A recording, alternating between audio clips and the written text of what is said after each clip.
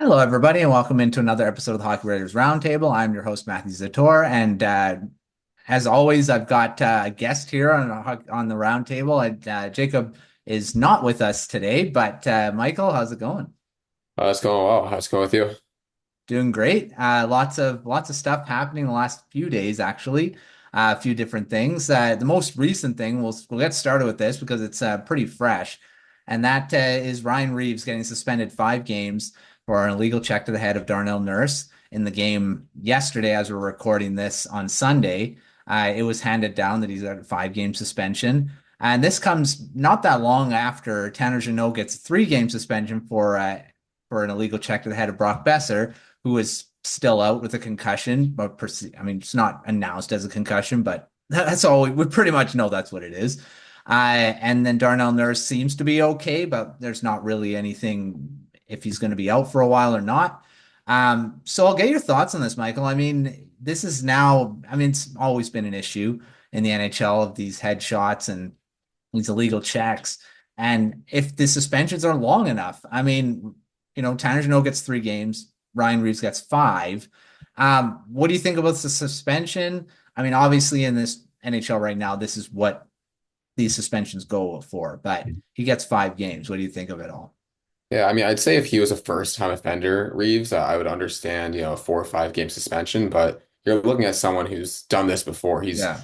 He has dirty plays. This is, his game, and uh, I think obviously, the way you hand down punishments isn't typically towards, how great of a player is injured, but Darnell Nurse is a significant figure. This is a Canadian rivalry, and it's you obviously never want to see anyone get hurt, and especially when it's coming from someone like Reeves who's done it before. Like I think 5 games is probably the floor of what he should have gone. I probably would have handed out 8 or 9. I think Mhm. just looking at someone who you send back out there 2 weeks from now, he very well could do the same thing again, and he hasn't learned from the past. So I was I was a little bit surprised and disappointed for sure.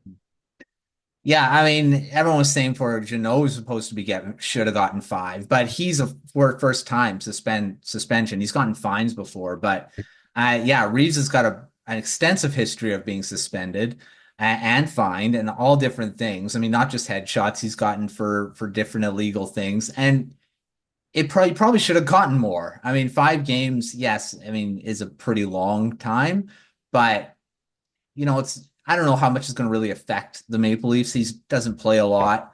He's in the bottom half, he's in the fourth line, doesn't play a ton of minutes. I, the big question is a guy like Reeves even necessary in the NHL? What do you think? I think in today's NHL, definitely not. I mean, there aren't too many players like Reeves anymore, and like you said, he doesn't really have too big of an impact on the Maple Leafs, on a day-to-day, basis. Maybe in the playoffs, that you could make the argument it's nice to have someone like that, but I feel like nowadays most successful teams run out 4 lines of, 12 forwards who can contribute, and Reeves doesn't really contribute at all offensively or defensively. He kind of just throws the body around, and I think this definitely could be a turning point, at least for Reeves and the Maple Leafs, where they decide to just maybe send him down or keep him, in the press box the rest of the way and roll out, 12 forwards who can contribute on all ends of the ice. I mean, there's guys like Reeves, but has a lot more to their games. Like Kiefer Sherwood, he's a Hmm. lot like Reeves, but he plays the game. I mean, nothing against Reeves. I mean, he's Yeah. okay player, but you're looking at guys like Sherwood, like that guy comes to mind because he's on the Canucks Yeah. here, but Yeah. guys like that can play the penalty kill, that can add some offense to their game and also throw hits. Mhm. He's up to 100 hits already on this Yeah. season, and guys like that I think are more valuable than Mhm. a guy that plays 4 minutes a night or 5 minutes a night. So I Mhm. mean, there's a lot more of those guys that are trying to become more well-rounded type players that are similar, but that have a lot more value. So I think the NHL's moving to that. I think Ryan Reeves is probably the last of the quote unquote enforcer type guys.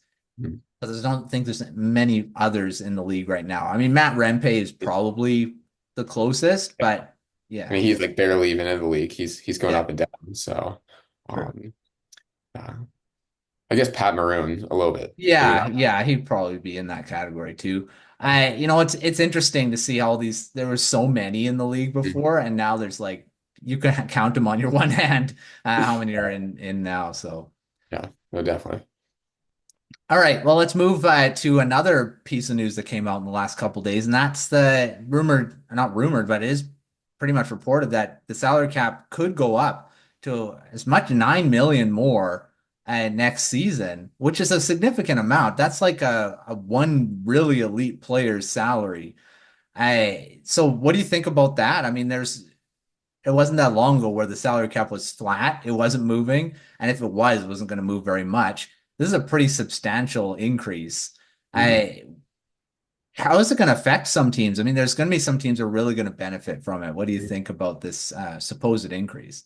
Yeah, well, I'd say the first team that's going to benefit has to be the Oilers, just because they were going, just pay Draisaitl, about to pay Bouchard, and tight to the salary cap, and just for the overall, landscape of the league. I think with this rumor, maybe we won't see teams extend players so much, at least the big Hmm. name players, until this is confirmed, or maybe they'll try to, extend players to deals now before those percentages increase, about I guess 9% or so, whatever it would be, and. I mean, I'm excited. I think the league is definitely trending in an upward direction. They're, making a solid amount of money and rebounding from just the whole pandemic. And I like seeing players make more money. I think it's exciting, especially when you have players who just signed 8-year deals, 7-year deals, and now they're going to be even more team friendly. I think you look at someone like Shesterkin who sees that and gets Yeah. super excited because his entire negotiation strategy seems to be cap percentages with that carry price structure. He signed back a while ago, and I think it'll make for great, entertainment and media and just a great 2025 off season, regardless of if it goes up by 4, 5, 6, 7, 8, 9 million. Yeah, there's going to be a lot more when you're looking at some of these contracts that have been signed, and they're like, well, that's so much. And Mhm. now, the salary cap keeps going up. The percentage of the salary cap these are taking now, look at they're not going to look that bad anymore when Oh, you definitely. look at it. They're going to look pretty budget friendly. So yeah, 9 million going up. That's pretty, like I say, pretty substantial increase over year. And there are some teams that are going to really benefit from it. Edmonton Oilers, like you, yeah, I agree. I think they're going to be the biggest one with Bouchard coming up. McDavid's Mhm. is as well. I mean, they already just signed Draisaitl. That one's going to look really good in the next few years as the cap keeps going up. So yeah, it's good for the league. I mean, it's showing that they're making money. I mean, of Yeah. course, and it's in a stable position where some of these teams that maybe couldn't afford some of these players could maybe now. I don't know. But we'll see how it all goes if it's going to go up that much. But some teams are definitely, licking their chops now, like, oh, we're not as tight as we are going to look like. The Canucks are going to probably be another one.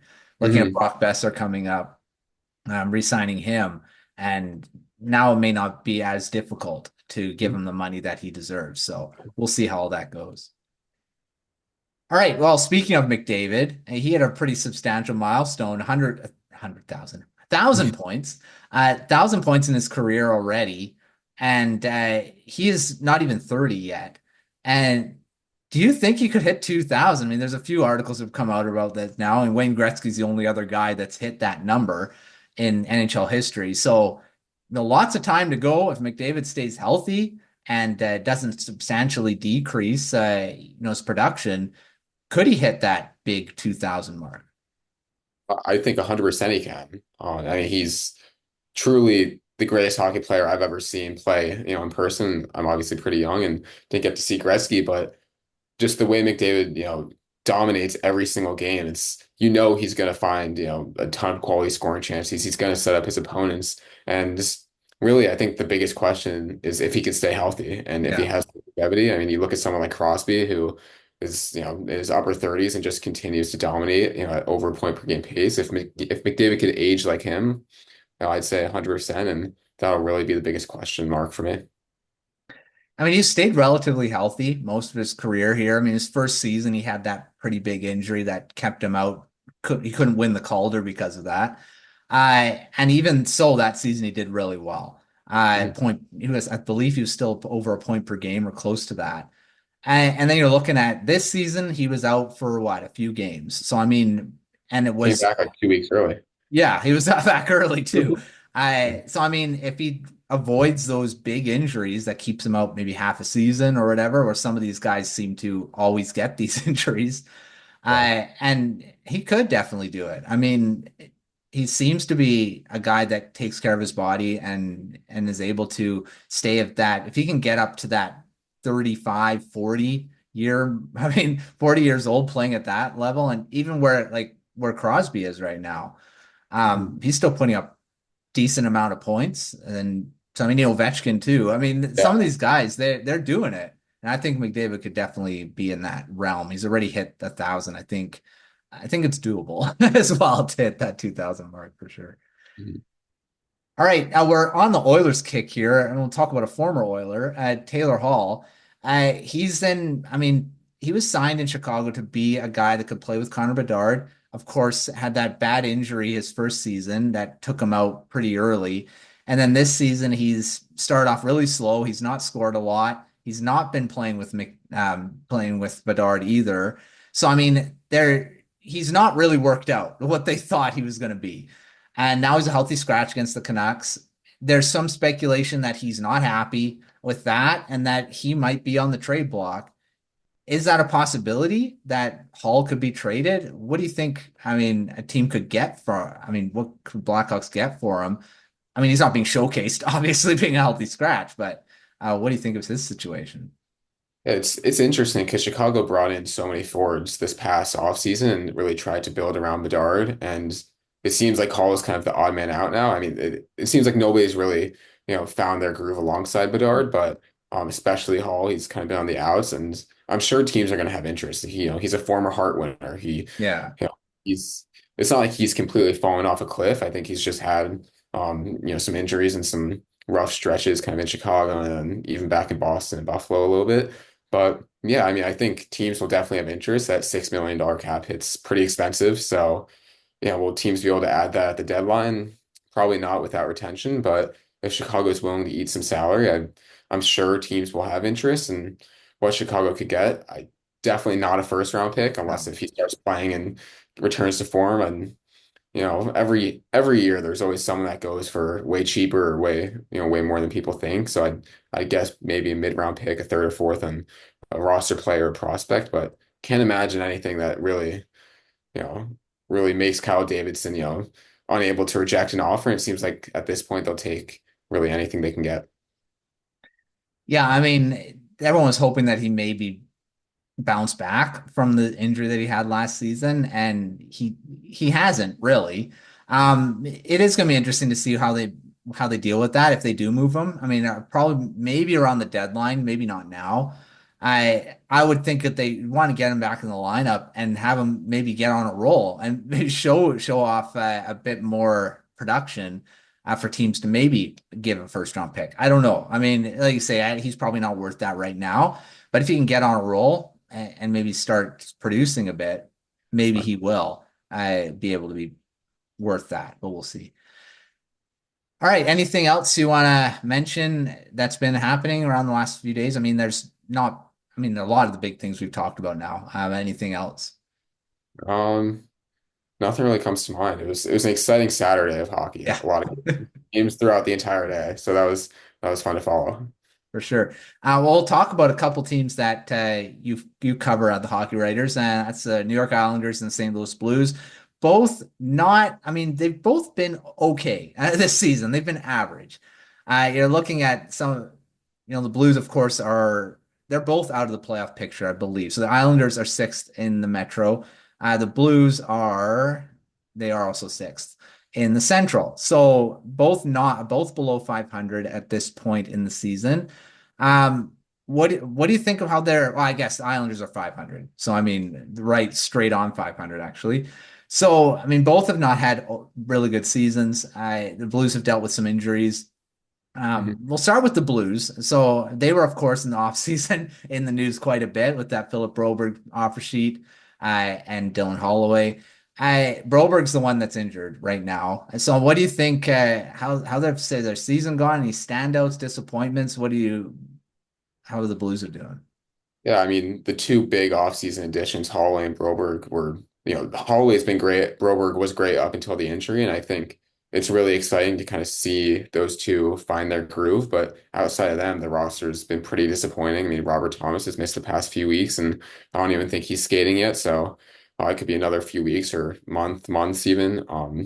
But yeah, I think you just kind of look at the roster. You looked at the roster ahead of the season, and you knew they weren't going to be anything special. There wasn't too much upside there, and the upside that they did bring in is hitting, but not really, becoming the superstars. And Jordan Kyrou has been pretty good. He's Mhm. hitting the post like multiple times, every game it feels like at this point. But he's playing well, obviously not with Thomas, um, but yeah, I think it's an interesting year for the Blues, just kind of deciding on a direction. They have some good prospects to look forward to, and they have Bolduc, they have Dean kind of in the AHL, NHL system, and Dvorsky too. But it just kind of seems like a gap year right between kind of the retool that they underwent the past few seasons, um, and yeah, I think they're just trying to see what they got, see if Coach Bannister is the guy moving forward, and yeah, there's not a lot to be excited about right now, but there's a lot to think about, and that kind of seems like the state of the team. I mean, they started off the season looking pretty good. I mean, yeah, Dylan Holloway, like you said, he's been really good this season to start, new team. Broberg was again, yeah, he was seemed to fit in really well right off the bat, and then of course an injury happens, and that kind of derails it. But yeah, they're kind of falling back into what, like you say, thought at the beginning of the season what they were going to be, and a question before we move to the Islanders. There's been some talk that maybe Jordan Binnington could ask for a trade. Do you see that happening? I mean, he is a veteran. I probably wants to win another cup. Is that a possibility? I'd say it's definitely a possibility, and it really kind of just like Hall. The issue with Bennington is he makes $6 million, and if that was like the last year of his contract, and St. Louis was willing to eat some of that money, I think it would definitely be more likely. But I just can't imagine that they're looking to retain for 3 seasons on the deal. It's definitely possible. I mean, we saw with Markstrom's deal, Calgary, retained a little bit, and they never did before. I don't know the last time they retained salary, so maybe St. Louis will be willing to do that. And I think he's probably the best goaltender that would be on the market. Mhm. So if teams are calling, if I guess Edmonton is the obvious team, Colorado, if they come calling and offer a first round pick and it's just maybe 1 or 2 million of retention, I think he definitely could get moved. But it doesn't seem like Doug Armstrong is really looking to move on. He likes having a strong tandem. Hofer's been good, and I think if there were to be a deal, it'd probably be in the offseason, but you never know. You never Yeah. know. And yeah, I know he's been in the rumors in the past too, where he could be moved, but hasn't happened. And he bounced back, and then of course, Husso gets traded, and he's still the starter. So I mean, and it seemed to be maybe the same type of situation with Hofer. Of course, he's a lot younger. So I mean, we'll see how that all plays out towards the end of this, or maybe around the deadline. We'll see where it kind of is. But yeah, it's be interesting to follow that. Islanders have been, well, they're 500, so they're the definition of average. They of course ran through the Canucks here. I saw them. They were really good defensively, or the other fact, maybe the Canucks were really bad offensively. I don't know what was the deal there, but they looked like a juggernaut in that game. What do you think about their season overall? I mean, Patrick Roy, of course, in his first full season with the team. I How do you see them? Do you still see them as maybe a borderline playoff team, or are they kind of into that realm of course, they've dealt with a lot of injuries too, with a lot of key players out. Yeah, it's the New York Islanders. I mean, it's the same team that they've been the past few seasons, and you can watch them, like you said, in that Canucks game. You watch that game without anything else. You just isolate it the rest of the season. You think they're Stanley Cup Yeah. contenders. I mean, they had a really strong defensive structure. Varlamov started that game, but Sorokin, he's also been playing amazing. And you look at just that game, and you're just amazed. But then 2 days later, they go to Seattle, and they play really well for probably more than half the game, and then just kind of a late third period, weak goal, and um, they can't rebound, go on the penalty kill because of a delay of game with a challenging for goaltender interference, and they lose a game that they really should have won, and then we'll see what they do the rest of the way. But this is a team that you really don't know what to expect day in and day out, and like, like you said, when they're playing their game, they're really great, but they don't play their game very often. And obviously, there have been injuries. Barzal and Duclair are out, and Pellick's been out. Mike Riley's been out. Romanov's been out. So,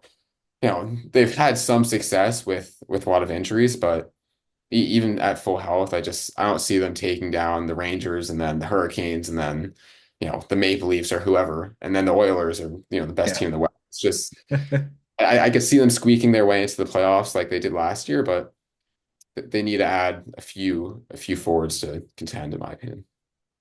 There's not a lot of movement that they can do. Like, who are they going to trade? I mean, a lot of their guys are high salary, and how are they going to move these guys? Um, yeah, it's tough, especially when you lose guys like Barzell and Mhm. Duclair, who was an off-season addition, and he hasn't played very much. He gets hurt for a while, so yeah, some bad luck involved. But like I say, if they play that style of game, they're a really good defensive team. But if you don't play that all the time, it's tough just to be able to go, right? All right, well, let's move to our quick fire round, and this is on. We'll start with the Blackhawks because they're. It seems. I mean, I don't think anyone had really anticipated them to be a playoff team this year, but maybe they thought that Bedard would at least start out really well, and that they got some guys to play with them this season. Tyler Bertuzzi being one of them. He's been in and out. He hasn't played with them a lot. I do they need to focus on getting legit wingers for Bedard? Either it be bringing in, even a legit veteran and not just these guys that you're hoping that can. I do they need to do this, or at least, at the very least, have guys that play with them all the time?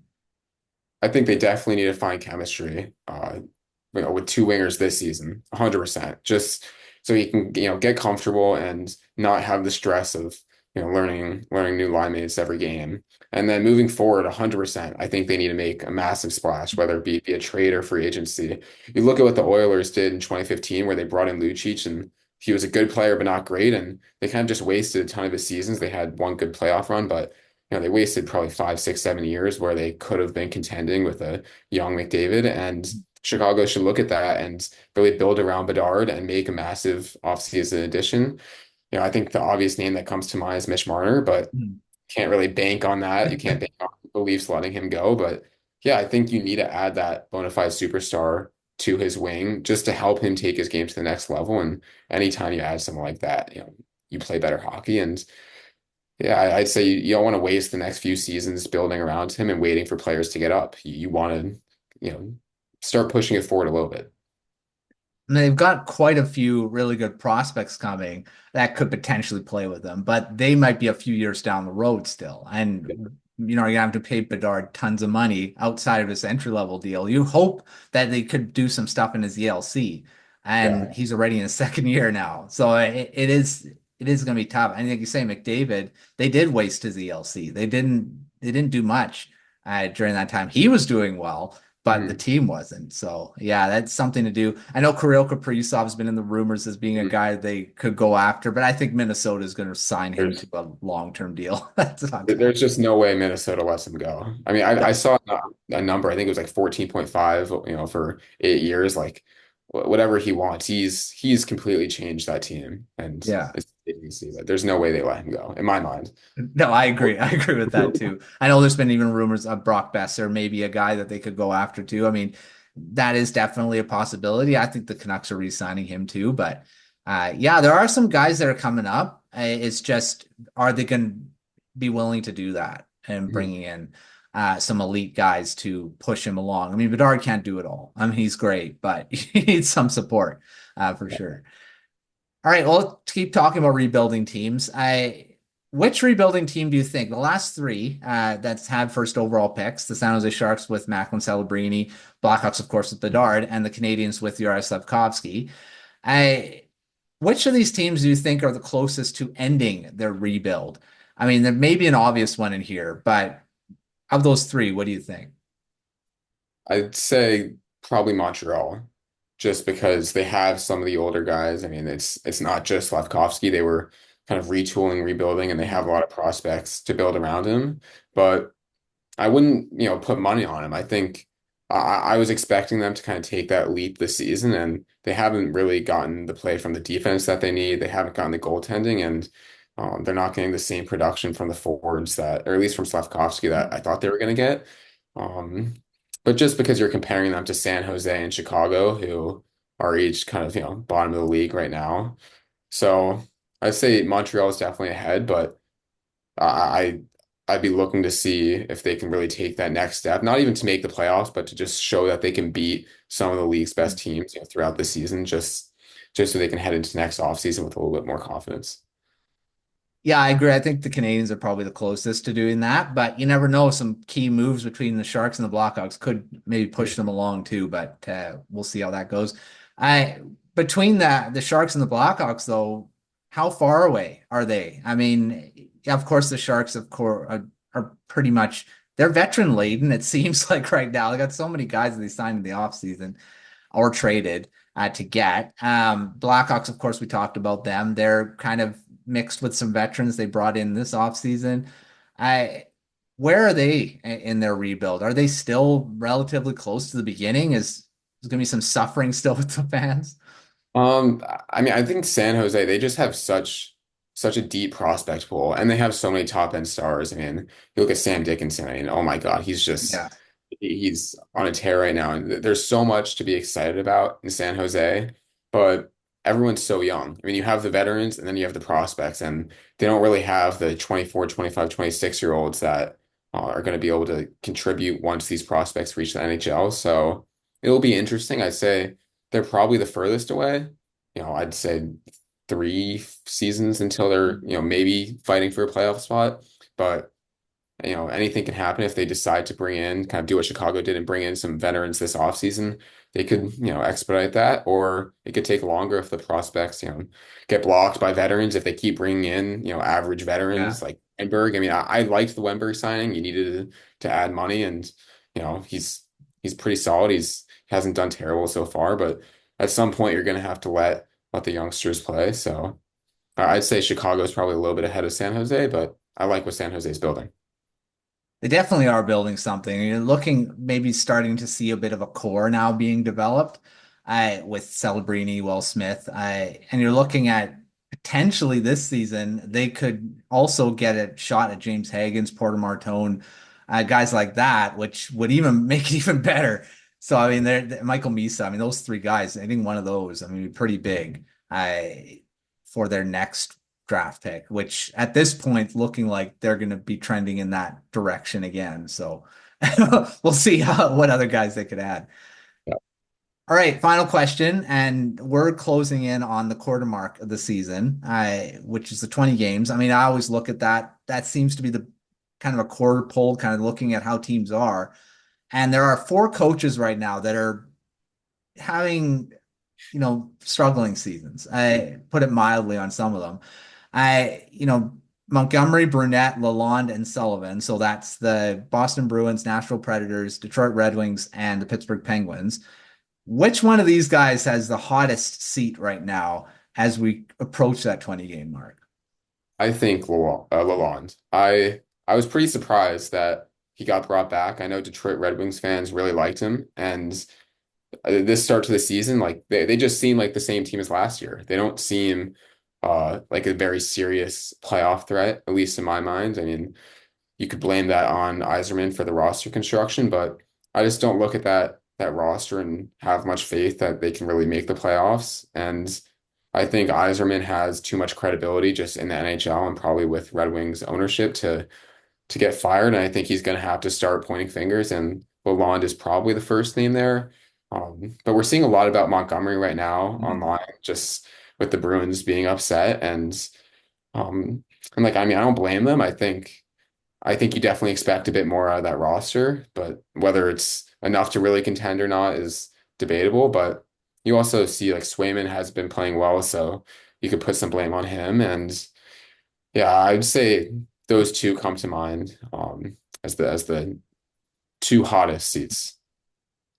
You're looking at like Brunette is in his second season with the Predators, right? So I mean, and I think he's got a bit more of a leash because the Predators, I think more of the roster being so they added so many new faces and big names that haven't been good. Stamkos and Marchessault haven't been what they thought they were going to be when they were brought in. That may be just some growing pains, coming in from two teams that they were with for a long time, trying to adjust a new system, new city. It's going to be, I think, tough for them. But yeah, the Bruins and the Red Wings, they're supposed to be. I mean, of course, the Bruins are 500 right now. I don't think anyone they thought maybe it'd be better at this point of the season. Red Wings are quite a bit below 500 at this point. I mean, then the rest of the teams are below 500. So, I mean, yeah, I think there was a lot more expectations on the Red Wings coming into this season, especially where they were just almost made the playoffs and taking a step forward. They seem to be taking a step backwards, at early on at least. Mhm. Again, the same problems, goaltending and defense, which was all throughout last season. It's come into this season too. And I don't know if that's on Yzerman not bringing enough guys in or the coaching staff. So I mean, Yeah. it could be both, right? So Yeah. Yeah. I mean, you look at that defense like Sherratt, Hall, and Petrie, and it's like, or yeah, it's like those are your three like, you know, veterans that you're relying on alongside like Sider and Edvinsson. It's just I don't know. Oli Mata has been like decent, but I don't know. He's not a difference maker. yeah, and he's gone now. Fun.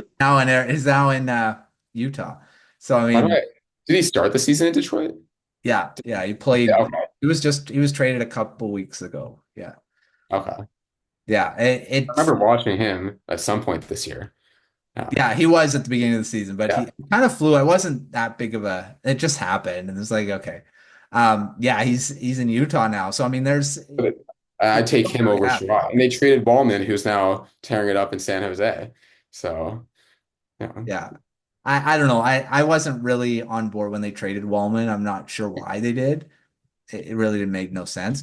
But yeah, I think they're definitely a team that might have a coaching change sooner rather than later. And we'll see one of these guys or have a job by Christmas.